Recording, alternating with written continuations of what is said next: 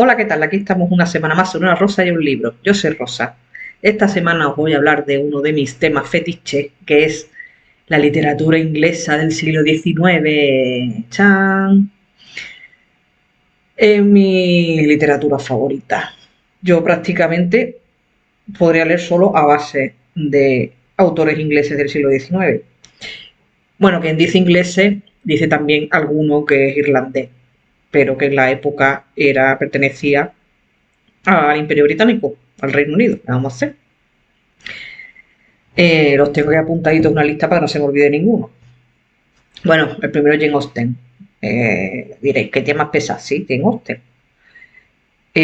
Bueno, ella vivió entre el siglo XVIII y el XIX, pero lo publicó casi todo ya en el XIX. Se puede considerar que es más del XIX que del XVIII. Así que, bueno, ya me habréis oído hablar de esta autora mil veces. Creo que ha aguantado muy bien el paso del tiempo porque, bueno, en realidad se habla poco del contexto histórico, cosa que la han criticado, que no se habla de las guerras napoleónicas y todo eso. Sí se habla de campamentos militares por ahí en el sur de Inglaterra, que estaban allí precisamente esperando a ver si se producía una invasión napoleónica, pero no se habla de Napoleón para casi nada, la verdad. Se habla de militares para acá y para allá, que si los barcos, que si esto, casi todo se supone que es lucha contra los franceses. Pero a ella no le interesaba para el tema. Si no venía a cuento, ¿para qué se iba a meter en eso? A menos que no le interesaba, o no se hablaba de eso en su presencia, o no le interesaba, queda igual. En realidad, salvo algunas cosas propias de la época, como las convenciones sociales, el papel de las mujeres en esa época y tal, estos libros tratan de temas tan universales y atemporales que no pasan tiempo por ellos. Entonces, pues se lee con muchísimo gusto. Así que, bueno, ¿qué voy a decir ya más de la señora Austen? Pues nada, es una maravilla y que la leáis una y otra vez como hago yo. Yo soy una cansina. Bueno, después, por supuesto, las Bronte, que eran tres eran tres, Charlotte, Emily y Anne. Bueno, ya sabéis que murieron muy jóvenes las tres. La que más vivió fue Charlotte y vivió hasta los 39 solamente. Las otras dos creo que no llegaron ni a los 30 años. O sea, un desastre. Creo que Emily murió a los 28 y Anne creo que murió incluso más joven. A pesar de ser hermana, cada una escribía a su manera. Siempre he dicho que me parece algo bastante inusual y bastante curioso que tres hermanas nacidas y crecidas en esa época, hijas de un clérigo, en un pueblo ahí perdido, en un páramo, mmm, desarrollaran ese genio. Me parece increíble, además creo que salía un poquillo de casa, la verdad. Bueno, claro, algunas sí trabajaron de institutrices, tuvieron unos internados primero, trabajaron de institutrices, bueno, dos de ellas se fueron a Bélgica también, dos o las tres, no me acuerdo. Bueno, Anne no me acuerdo si fue a Bélgica, pero Charlotte y Emily fueron a Bélgica a trabajar en un colegio. Y es increíble a pesar de eso, la riqueza de las novelas, los personajes. Vamos, que no les hizo falta recorrerse todo el mundo para escribir una novela universal y clásica. Mi favorita de todas estas es Jane Eyre. Lo leí en el autobús prácticamente, en una época en que tenía que desplazarme mucho en autobús al trabajo. Y bueno, me gustó muchísimo la ambientación, esto de los páramos, esto, la casa misteriosa, el torreón, esos gritos en la noche, no se sabía de dónde venían. Me gustó muchísimo. Además, ese personaje de Jane Eyre, tan tímido pero a la vez tan fuerte y que no se cortaba un pelo en decir las cosas como las sentía y demostrar carácter, me encanta, me parece una maravilla auténtica. Luego tiene otras obras como El profesor y Villette, que la verdad no me gustaron. No, esas tienen que ver con su época en Bélgica dando clases y no me gustaron demasiado, la verdad. Y además no soy la primera en decirlo, ya se lo he oído a más gente decirlo, que no le gustaron esas obras. Bueno, luego Emily, por supuesto, escribió Cumbres Borrascosas, la única obra que escribió. No le dio tiempo mucho más a la pobre, porque era joven y murió joven. Uf, esta mujer sí que...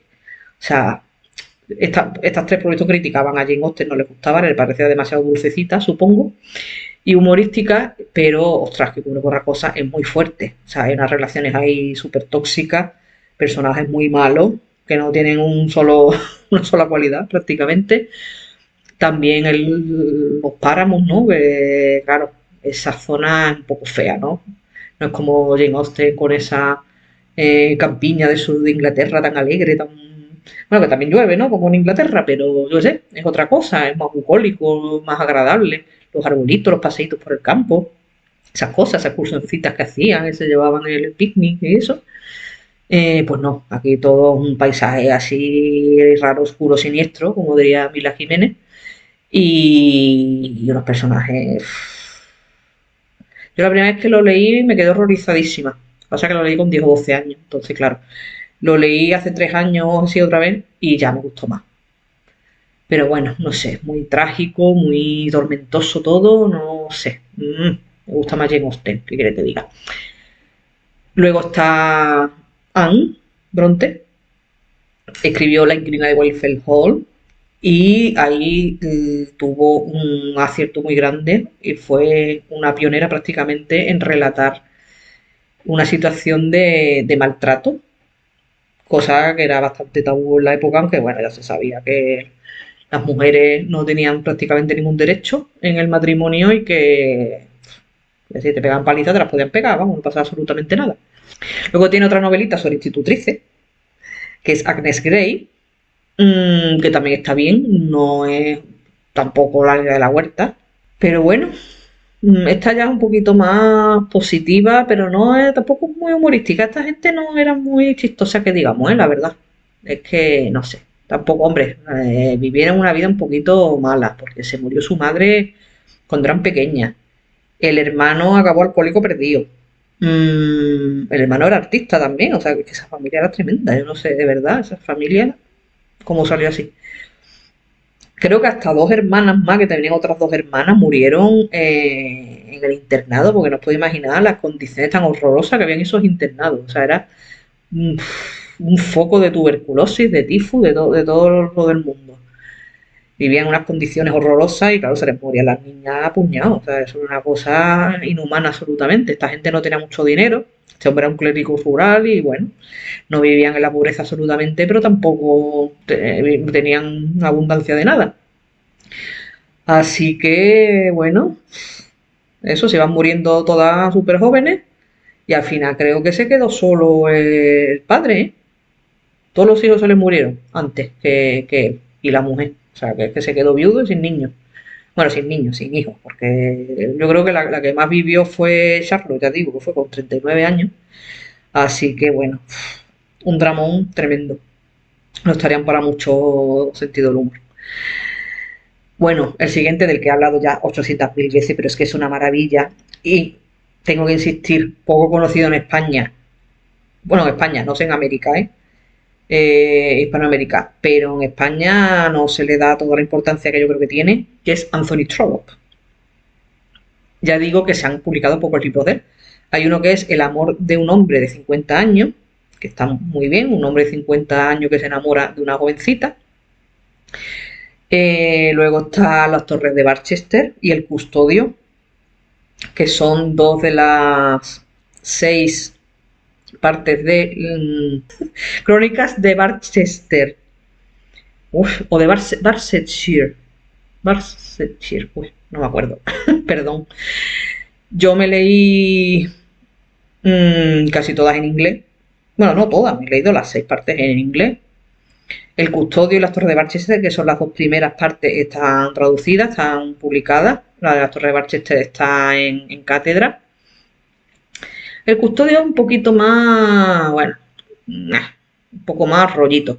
Pero Las Torres de Barchester es genial. O sea, tiene un sentido del humor me hizo muchísima gracia. Hay una escena en que una mujer le pega una bofeta a un hombre que me hace muchísima gracia. Hombre, no es que me parezca bien que la gente vaya bufeteando, pero yo que sé, es que fue muy cómica, una escena muy, muy cómica y me hizo muchísima gracia porque además no me lo veía venir. Bueno, todo esto trata sobre un pueblecito ficticio, creo que es el condado de Wessex, creo que es un condado que no existe, vamos, es ficticio, Un pueblo pequeño y bueno, casi todo gira en torno a el clero de ese pueblo, desde el clero más inferior, ¿no? Los clérigos y esto que, bueno, vivían prácticamente en la pobreza, y no digo ya los coadjutores, porque los clérigos normalmente tenían una vicaría, ¿no? Y asignada, y entonces, pues bueno, más o menos se ganaban la vida. La casa venía asociada también al trabajo. Lo que pasa es que, claro, si te quedabas sin el trabajo, te quedabas sin casa también. O sea, y tenías que cederle la casa al próximo que venía.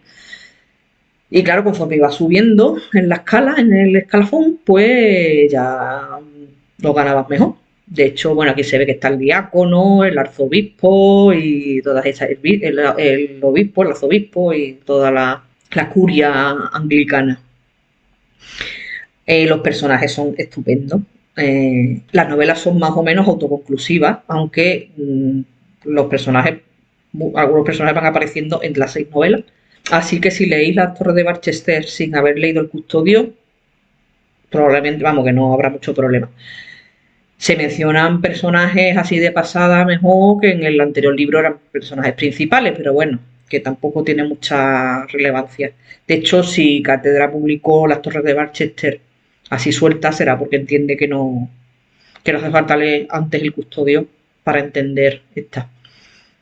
De verdad es muy, muy recomendable. Otra que ha salido hace menos años es El mundo en que vivimos, que es bueno, es una crítica también a la avaricia y a las ganas de hacerse rico y de aparentar y de todo eso. También hay por lo típico de los amores, que tienen dificultades, pues porque el muchacho no es de suficientemente buena familia, esas cosas.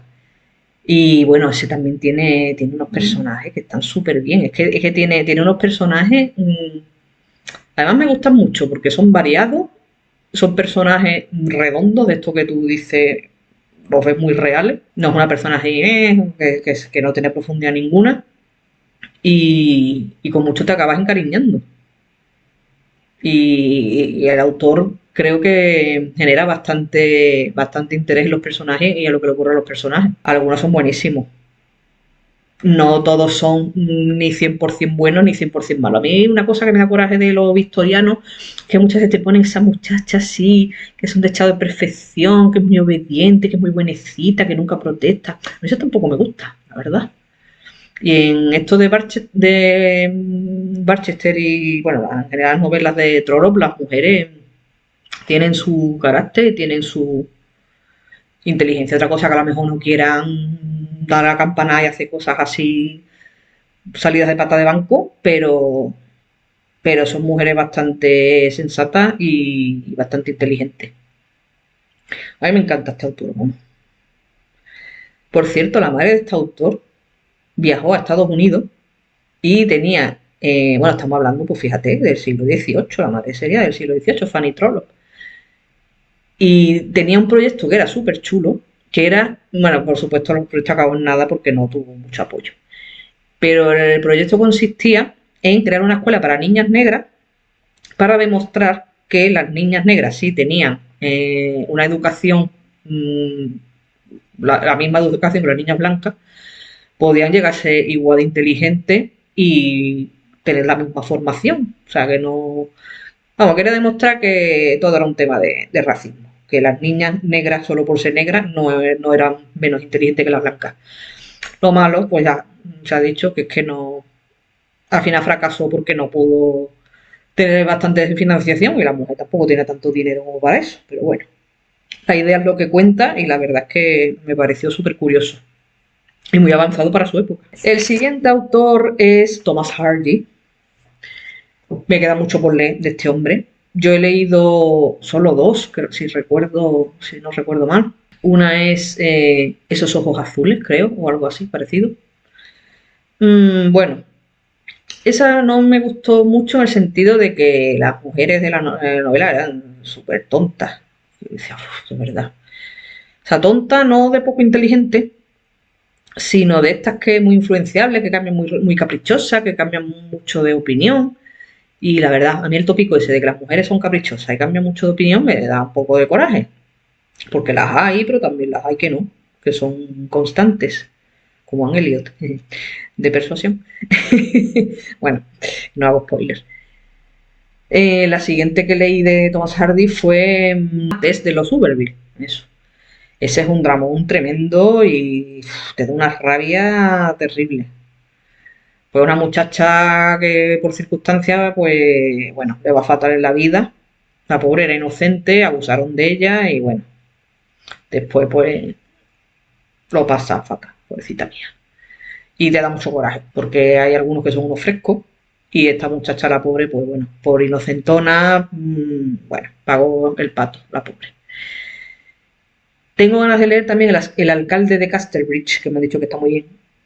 Y Lejos del mundanal ruido, porque vi la peli y me gustó. Y además, la de Lejos del mundanal ruido me encanta porque hay el personaje principal es una muchacha que se agencia o se monta su propia granja. Y es ella la que lo organiza todo. Entonces me gusta mucho, me parece muy, muy avanzado también para su época. El siguiente autor, William Thackeray. De este leí 2 libros, voy a mencionar primero el que menos me gustó. Bueno, había otro que era así graciosillo, que no me acuerdo de cuál era algo de una cena en casa de alguien y todo lo que liaba para montar una cena. Ahí lo pondré, es que no me acuerdo, fíjate si me ha dejado poco recuerdo, que no me acuerdo de la historia. Estaba bien. Otro era también un libro sobre los snobs. Creo que ese no me gustó demasiado, pero bueno, tenía sus momentos graciosos.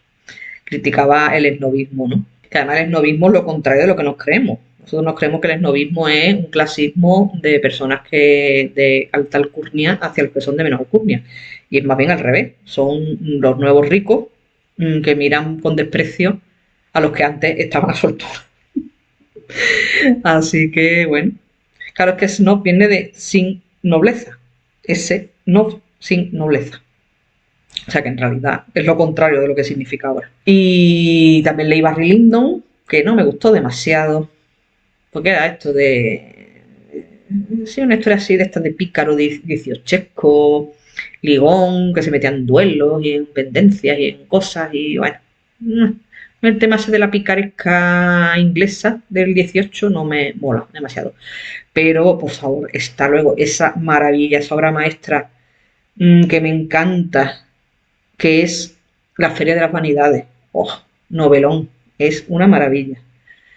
Igual que me pasa con Trollo, hay unos personajes que son, que se salen del libro prácticamente. Está esa Becky Sharp, que es muy fresca, es mucha pa'lante, pero te cae bien. Y quieres que le salgan bien las cosas, aunque a veces sea un poco hipocritona y trepa. Pero yo que sé, que es un personaje que me encanta. Luego hay otra que es un poco pava, que me da mucho coraje porque te van a decir, espabila, chiquillas, espabila. Y bueno, luego hay otros personajes. No hay ningún personaje que sea 100% malvado. O sea, a mí me gusta mucho este libro por eso también. Porque hay personajes que tienen sus cosas buenas, sus cosas malas, pero son muy humanos y te caen bien. Y luego además, bueno, todo el narrador también todo el tiempo está pues hablando de hay que ver cómo es el mundo, ¿no? Que el mundo es una especie de teatro, que todo el mundo hace ahí su papel, que muchas veces el papel es falso, pero a mí luego una de las cosas que me llamaron muchísimo la atención era la capacidad que había en esa época de que si tenías un apellido de noble o gente rica o no sé qué, aunque no tuvieras un duro, podías vivir años y años estupendamente sin gastarte un duro. A base de, o sea, de que te fiaran las tiendas. O sea, que me quedaba muerta. Decía, yo soy este, mi apellido es este. Ah, uff, entonces ya te habrían créditos en todas partes y no sé qué. Bueno, claro, luego acababa debiendo hasta la camisa. Pero mientras tanto vivía lujosamente sin dar un palo al agua. Vamos, una cosa tremenda. Y bueno, que el libro es una maravilla. Es un tocho, merece muchísimo la pena. Hubo una película con Reese Witherspoon haciendo de Becky Sharp. También hubo una serie en Movistar hace unos años que está súper bien también, que curiosamente tenía música, ponían música de ahora, como banda sonora, pero mira, no quedaba mal. Y estaba muy bien también, a mí me gustó muchísimo esa serie. Y hasta aquí, William Thackeray. Luego está también, bueno, George Eliot, por supuesto, que como ya sabréis es el seudónimo de Mary Ann Evans, una mujer. Yo leí de ella El molino junto al Floss, que me gustó, pero bueno, al final me dejó un poco... También leí últimamente Daniel de Ronda, que ya que lo puse fino filipino, porque la verdad el protagonista me parecía un mojigato insufrible. Casi me caía mejor la protagonista femenina, que a pesar de sus defectos, por lo menos la muchacha tenía conciencia y tenía ganas de mejorar. Eh, mm, Me gusta muchísimo más, me simpatiza muchísimo más un personaje que comete errores pero se da cuenta e intenta mejorar, que un mojigato insufrible, que es la perfección personificada y es perfectito. Y ay, es lo mejor del mundo, que qué bueno es, que y dando consejos a todo el mundo. ¡Ay, qué repelente! Pero si alguno me ha gustado de George Eliot es Middlemarch, que junto con La Feria de las Vanidades y bueno, Jane Eyre, son, para mí son, vamos, la maravilla de las maravillas. También en un pueblo pequeño, infierno grande, como se suele decir, pero en un pueblo pequeño hay que ver la vidilla que hay. En este pueblo hay historias de amores, hay historias de temas financieros, hay gente que no son lo que parecen, hay gente que detrás de su dinero pues esconde un pasado un poquito turbio. Tampoco hay, ya digo, tampoco hay personas que sean una maldad absoluta. Bueno, hay algunos que son un poquito estorbo, ¿no? En la trama que dices tú, hay que ver este tío, a ver si se lo quitan ya, ¿no? Porque hay chantajes también, hay cosas, hay personajes, bueno, hay un personaje que es Rosamund Vinci, que es para darle bofetada hasta en el cielo a la boca. Pero también eso da vidilla a la historia. La protagonista es verdad, Dodo, bueno, Dorothea, que es demasiado perfectita también. A mí es que ese dechado de perfección es que no me gusta, es que me cae hasta mal. Porque yo qué sé, todo el mundo, por muy bueno que sea, puede tener algún momento de decir, este me cae gordo, ¿sabes? Que no significa que tengas que hacer daño a nadie, pero que el 100% del tiempo seas un ángel, nunca hagas nada malo, nunca pienses nada malo de nadie y no sé qué, es que digo, mira, es que eso, no sé, ¿quién es así? Es que es muy difícil ser así. Claro, lo que hay en la cabeza de cada uno no lo sabe. A lo mejor tú actúas como un angelito y después por dentro piensas maldades auténticas. A mí me gustó muchísimo este libro. Es de eso que cuando termina te queda un vacío tremendo. Porque, claro, son muchísimas páginas, son mil y pico páginas. Y ya te familiarizas con los personajes, le coges cariño a algunos, otros te parecen. ¿Ves? Con toda la manía que le tenía yo a la Rosamond, esta, el hermano me cae bien porque. Su hermano Fred, porque aunque tiene fallos de carácter y eso, pero en el fondo es buena persona. Y además, bueno, es joven, es un poco loquete, pero después se pone las pilas y se convierte en un muchacho de provecho. Y además se ve que tiene buenos sentimientos, o sea, que no es que actúe mal por maldad, sino, bueno, un poco loquete, inmaduro, y después ya va madurando eso, y me cae súper bien. Por lo mismo, porque me gusta más un personaje que recapacita y que es capaz de mejorar que uno que es un santo desde el principio. Otro libro, bueno, perdón, otro autor, Charles Dickens, hombre, por favor, Charles Dickens, ¿quién no conoce a Charles Dickens? Yo con este hombre tenía una relación de amor-odio, que empezó siendo odio y ya va más cerca de la amistad. Amor, amor, todavía tampoco. De momento vamos a ser amigos. Yo empecé con este hombre a leer David Copperfield. Creo que era una edición de estas infantiles. Era una edición infantil, yo no sé si estaría abreviada o adaptada de alguna manera, no lo sé. Me parece un rollo. ¿Qué queréis que os diga? Me parece súper denso. A mí ahora lo leo y me parece una maravilla absoluta. Claro, es que lo leí con 10 o 12 años. Lo mismo. Es que además, claro, en esas edades esas cosas tan. Es que Dickens es mucho Dickens. El pobre hombre, cuando era muy chico, cuando tenía 10 años así, a su padre lo metieron en la cárcel por deuda, porque en esa época encarcelaban a la gente, pues no podía pagar las deudas. Y se tuvo que poner a trabajar en una fábrica de betún con 10 años. Que fíjate tú, vamos, que allí no se andarían con tontería, por muy niño que fuera. Tendría que trabajar como un mulo. Y entonces, claro, pues le entró esa conciencia social, ¿no? De decir que hay gente muy pobre que vive fatal, que está, vamos, él podía haber vivido bien, porque el padre era de clase media, o sea, podía haber vivido bien, pero pasaba esto, que el tío era un manirroto y no se administraba bien. Así que, fíjate, todo le afectó al pobre Charles. Después de David Copperfield se me ocurrió también leer un libro que andaba por casa, que era Almacén de Antigüedades, que vaya cosa pesadísima. Eso sí que, y además que me lo leí hasta el final, yo no sé por qué hacía eso. Podía no haberlo leído, no haberlo terminado, pero yo sé, en esa época que yo me lo leía todo.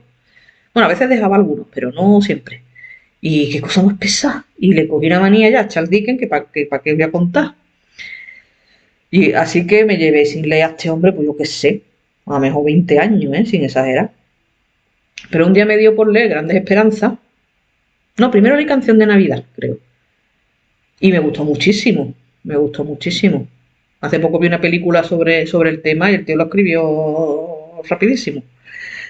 Más que nada porque estaba macizo con la mujama y tenía que sacar dinero de algún lado.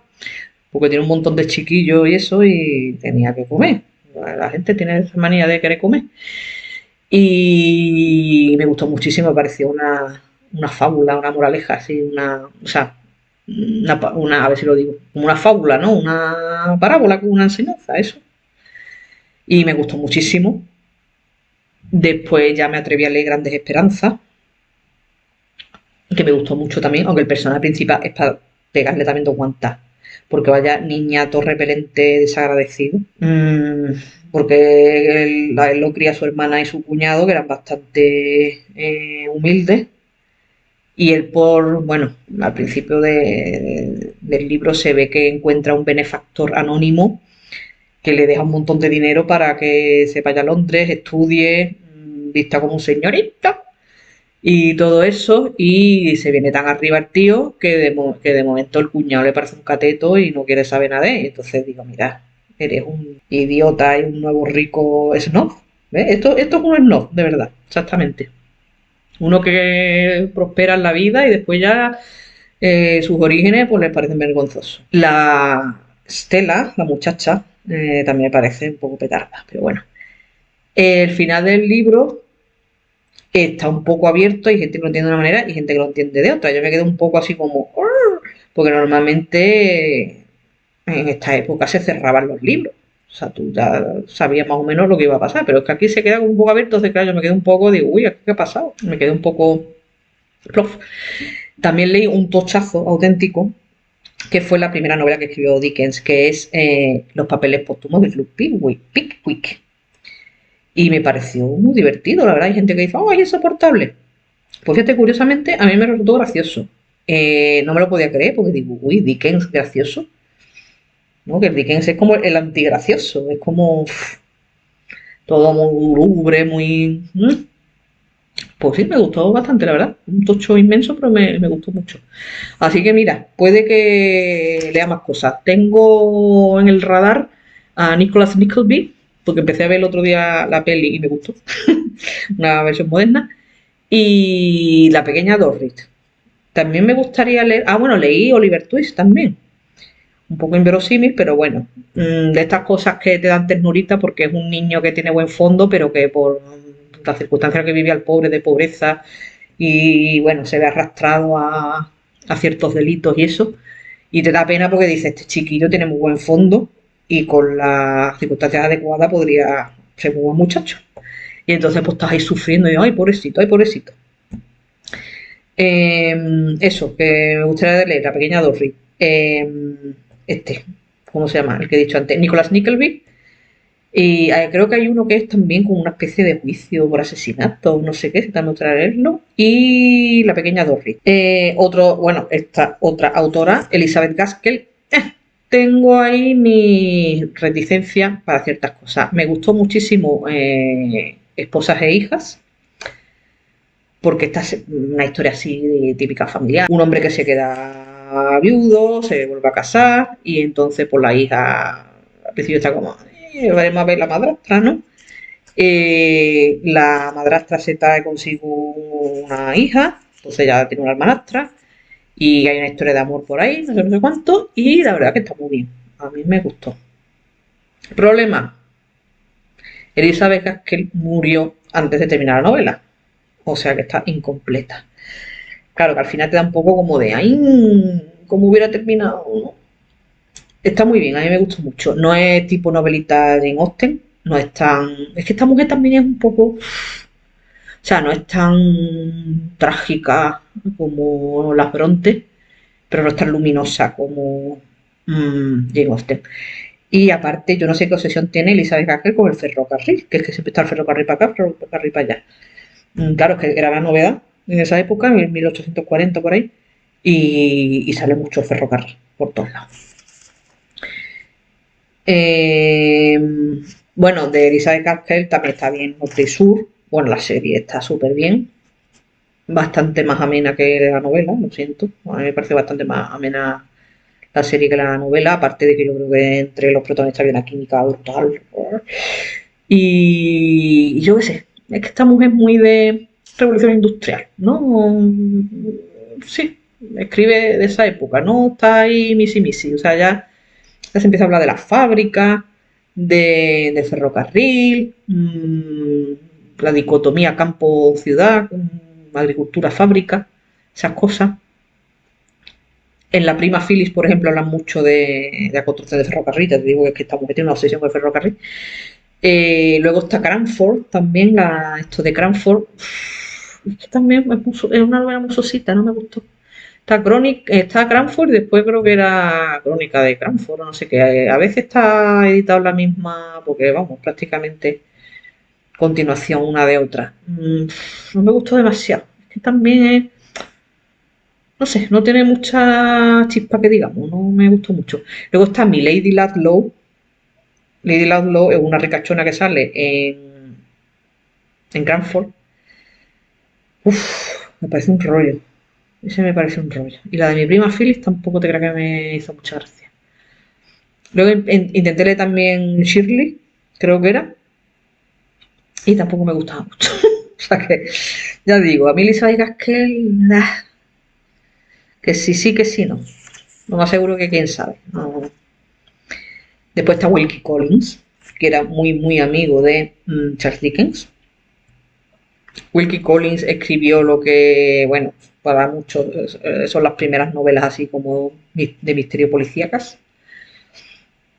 Me gustó mucho La Dama de Blanco. Es así como de suspense. También tiene algún amorío por ahí, sorpresas al final y todas esas cosas. La Piedra Lunar también está bastante bien. Luego está El Hotel Encantado, Sin Nombre, Marido y Mujer.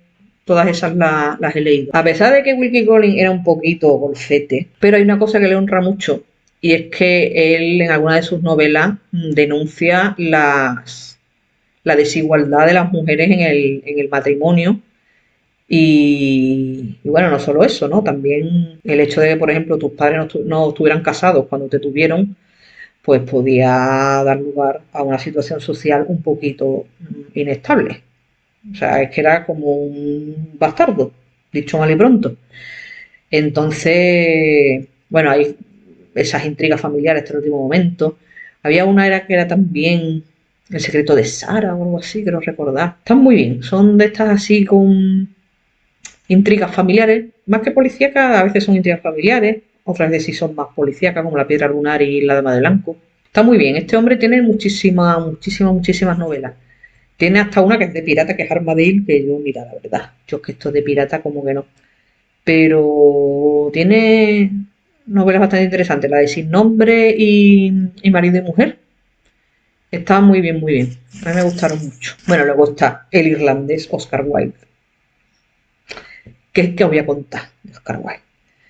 Pues, por raro que parezca, solo escribió una novela, o sea, porque escribió mucho, pero escribió solo una novela, que es El retrato de Dorian Gray. Lo he leído dos veces y no te creas que recuerdo muy bien exactamente de qué iba. Bueno, ya, a ver, sí. Un muchacho que era súper guapo y rico y jovencito, Entonces le pintan un retrato, el tío se ve súper guapo y dice, uy, ojalá no envejeciera nunca. Entonces digamos que hay una especie de pacto implícito ahí con el diablo de que él no envejece, pero el cuadro va envejeciendo. Pero este, con el rollo de la juventud y el dinerito, empieza a hacer barra basada y a portarse muy mal. Ya llega un momento en que el retrato empieza a afearse y él se asusta y lo esconde.